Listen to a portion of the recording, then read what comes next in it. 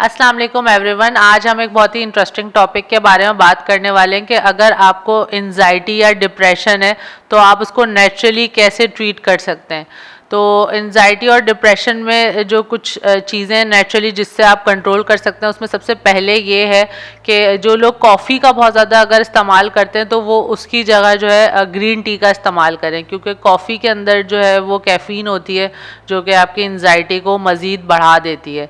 दूसरा काम जो है वो ये करना होता है कि आपने ओमेगा 3 फैटी एसिड वाली चीज़ों का इस्तेमाल अपनी डाइट में बढ़ाना होता है, जिसमें जैसे कि फ़िश का आपने इस्तेमाल करना होता है और या फ़िश ऑयल सप्लीमेंट्स लेने होते हैं या आपने ऑलिव ऑयल का इस्तेमाल करना होता है। तो ये चीज़ें आपने ज़रूर अपनी डाइट में ऐड करनी होती हैं।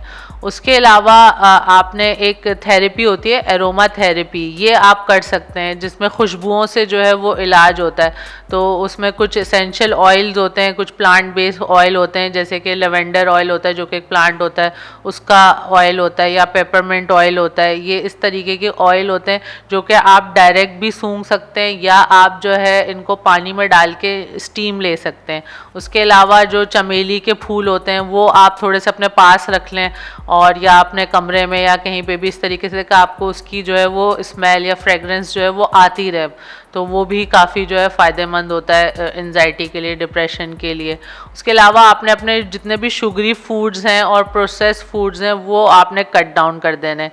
और आपने अपनी डाइट में जो सबसे एक इम्पॉर्टेंट काम करना है वो ये कि मैग्नीशियम वाली चीज़ें आपने अपने डाइट में ऐड करनी है, क्योंकि मैग्नीशियम जो होता है वो बहुत ज़्यादा फ़ायदेमंद होता है एंजाइटी के लिए और डिप्रेशन के लिए। तो मैग्नीशियम जिन फूड्स में होता है उसमें होल ग्रेन्स होते हैं या हरे पत्ते वाली सब्जियां होती हैं, जितनी भी हरे पत्ते वाली सब्जियां होती हैं वो आप ज़रूर अपने डाइट में ऐड करें। उसके अलावा आप दूध जो है उसके अंदर मैग्नीशियम होता है तो दूध का इस्तेमाल ज़्यादा से ज़्यादा करें।